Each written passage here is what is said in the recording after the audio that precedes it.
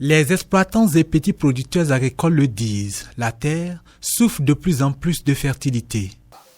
La terre est déstabilisée, déstructurée, elle se fâche et vous voyez tout ce que ça donne comme rendement aujourd'hui.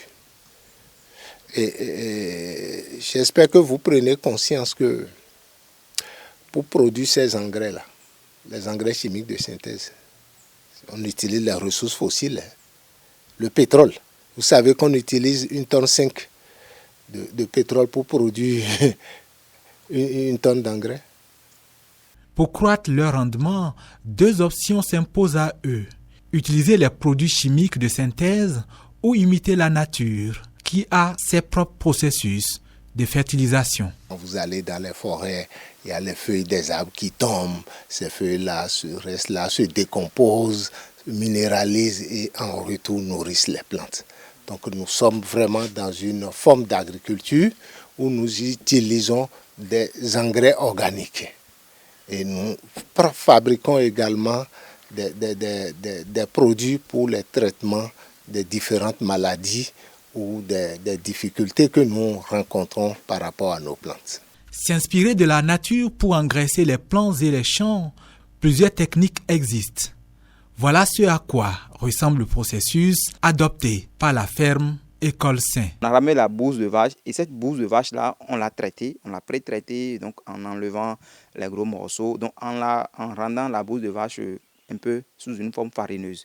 Et après cela, on va ramener la bouse de vache ici, on va l'arroser d'une certaine façon pour que ça soit sur la forme qu'il faut. Et on a mis différents éléments végétaux.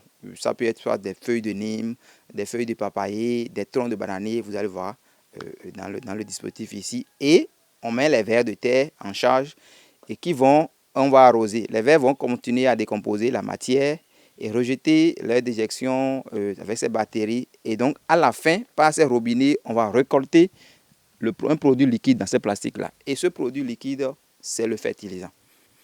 Ici, pour nous, c'est le fertilisant le plus important. Nous l'appelons le thé de lombricompost. C'est le fertilisant le plus important et nous l'utilisons sur toutes les cultures. Si tout le monde est conscient des bienfaits d'une agriculture respectueuse de la nature, certains peuvent s'interroger sur la fiabilité des procédés, les dosages et l'efficacité des fertilisants naturels. Un doute que balaie Bernardin Diossou. Vous voyez un plastique comme ça, sur un mois, lorsque le truc est opérationnel, vous pouvez récolter environ 50 litres. Et sur 1 hectare, vous avez besoin d'environ 150 à 200 litres selon la culture. Et ça marche. C'est efficace parce qu'on l'utilise de plus en plus aujourd'hui. Les gens veulent quitter le dehors et veulent l'adopter. Le vrai problème aujourd'hui, c'est quoi? C'est que les gens qui sont très loin d'ici, mais veulent l'avoir.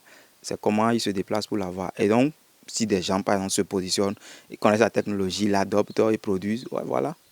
Des techniques de fertilisation sont souvent inspirées des pratiques agricoles traditionnelles.